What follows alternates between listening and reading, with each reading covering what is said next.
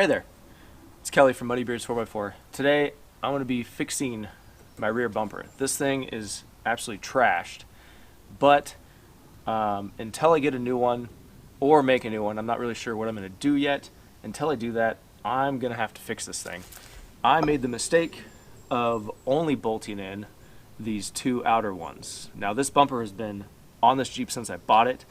I took it off, put on when I had 35s, I had an integrated bumper, spare tire, carrier, the whole thing integrated into one that I got from Nate, and he actually had this on his Jeep for a long time, and then we actually swapped back. And when I put it back on, I made the mistake of, I'm just going to put a couple bolts in and I will deal with it later. Of course, I never dealt with it later, and I go to King of the Hammers, and I get in a spot where I need to be hooked onto the back because I might roll. So Nate hooked his winch up to the back of my Jeep onto my bumper and slowly helped me go down this hill so I wouldn't roll, and it just ripped this whole bumper up, bent the whole tabs on the side. It's not strong at all.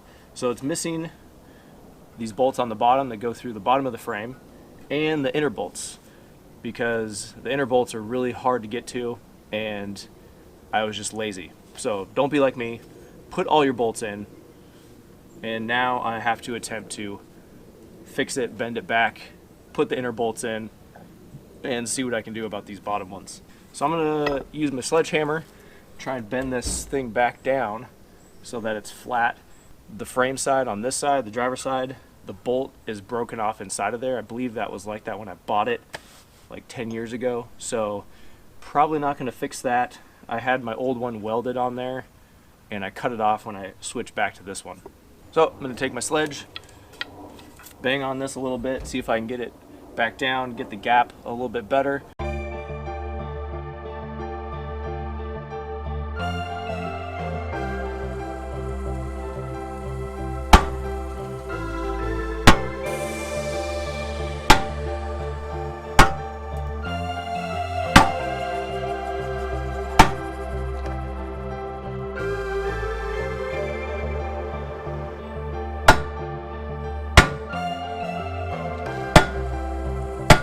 It looks like that's about as good as I'm gonna get it as far as flat wise. You can see that it's fairly flat now, pretty much flat here, but it's a little dark, but in here it's still a little bowed, and I don't know if you can see in the center here, it's not straight anymore. Since he was pulling from the center point right here, when he was pulling me up, it actually bent this whole piece here. I'm definitely have to take this thing off, and probably gonna have to aug out the holes on the frame here to make it a little bit easier to get the bolts into here. And like I said before, this right here, I had this side welded on the last bumper I had because somebody broke off a bolt inside of here, and I'm not gonna drill out a bolt and re-tap it and do all that. I just don't have the time, or I don't care that much. This thing is actually cracked a little bit.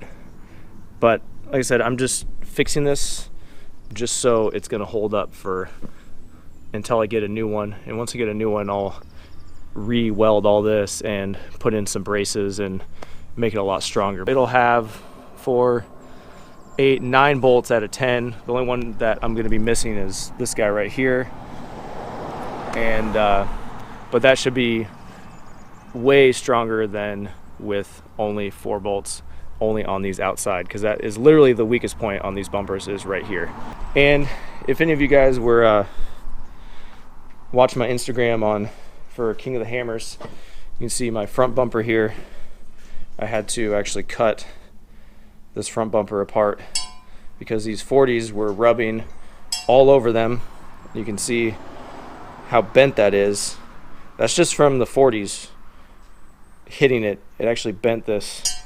So this used to go right here.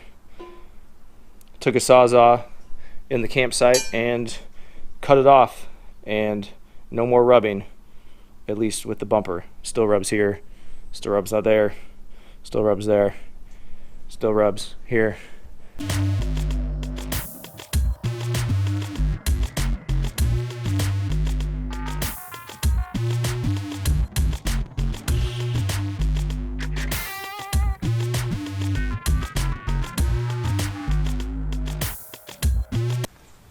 look, you can see the whole bottom actually bent out. This whole bottom section. Now this is awkward. This whole section down here is all bent down from that. Oh well. I'm going to clean these threads out, hit them with my 3/8 by 16 tap just to make sure they're good to go, and spray some brake clean. And the tool that I lose the most in my shop is my air nozzle for my air, and I don't have time to find it right now, and I have this air duster so for the computer. So that's what I'm going to use. Comment down below what tool you lose the most in your shop, because there's always that one tool that you always can never find, and it's the one you always need. It's just, I don't know why that's the way it is, but my air nozzle, I can never find it, and I always spend a half hour looking for it, and then it was in the first place I looked. I don't know. Gonna need some lubricant on here.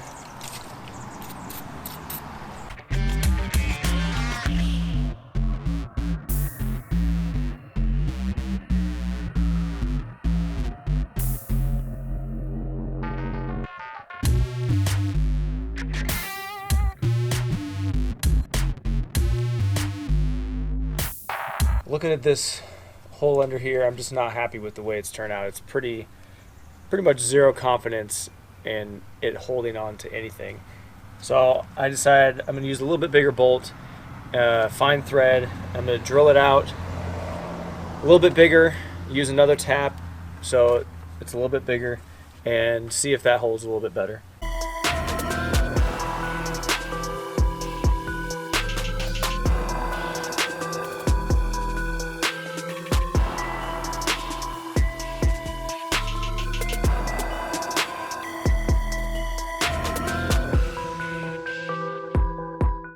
Okay, I like that a lot better. Last thing I'm going to do is I'm going to aug out these holes, make it a little bit easier to line up everything from the inside, because these are kind of a pain to get to. So I'm just going to make the holes a little bit bigger, make my life easier so I don't fight it, and I'll just use a little bit bigger washer on the inside.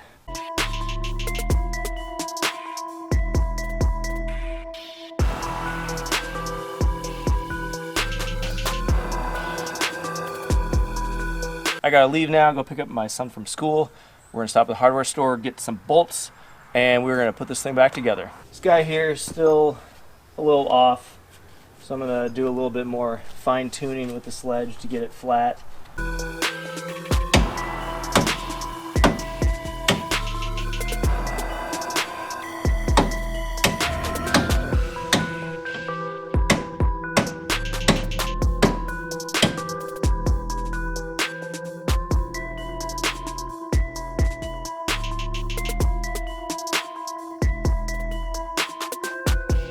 I'm going to get all the bolts started by hand at first, making sure I put anti-seize on all of them, because I'm going to be wanting to take these back off probably fairly soon.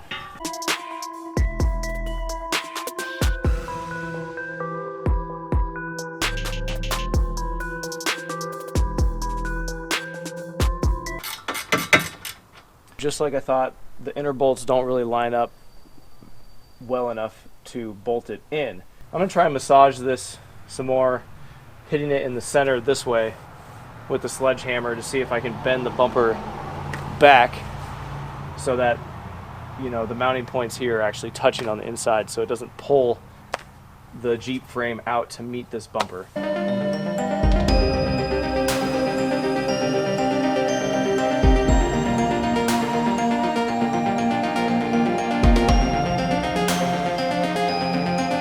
Wow guys, this is the worst.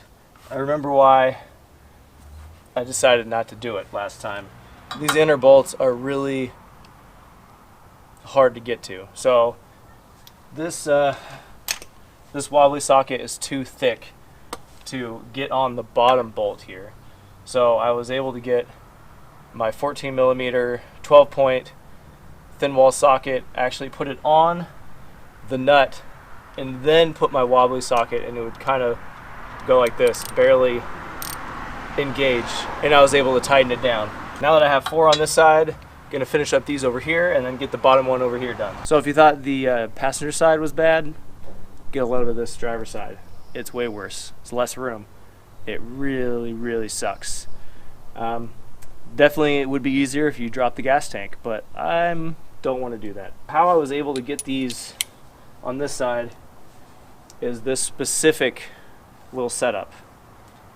Wobbly, short extension, and this isn't the bolt, and I was able to feed it up inside, line it up from the back side, and once I had it up in there, I have a 1-inch body lift, so I can fit my hand just barely inside here. Once I have it up in here, I hold the socket through this hole here and I pull this extension off because it's in the way and I can't get this straight in order to spin it. And then inside of the top of here, I just spin it literally with my fingers like this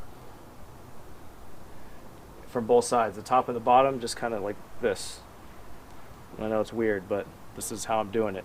I do have super long extension which you can run from inside the frame, but it's not really working very well. I can't get the right angle on this top one because there's a lip that folds down here that just makes it a nightmare.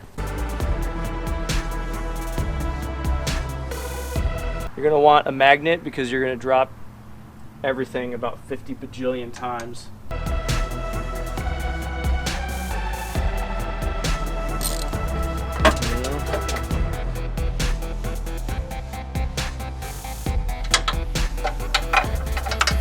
There we go.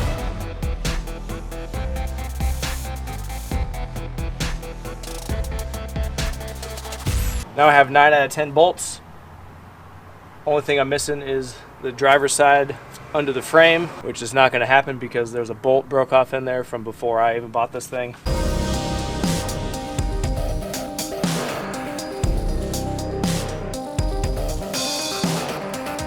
Got this bumper all buttoned up for now. Now I feel it's not going to fall off if I look at it funny. I feel pretty confident that it's not going to rip off the frame if I have to use it when we go four-wheeling. Not really sure what my next move is, either building a bumper or getting a new one and installing it on here. Don't really know what I'm going to do yet. Like the video, subscribe to our channel if you're not a subscriber already. We got new videos every week. We got Instagram, Facebook. Check us out over there, follow us, and we'll see you guys on the trail.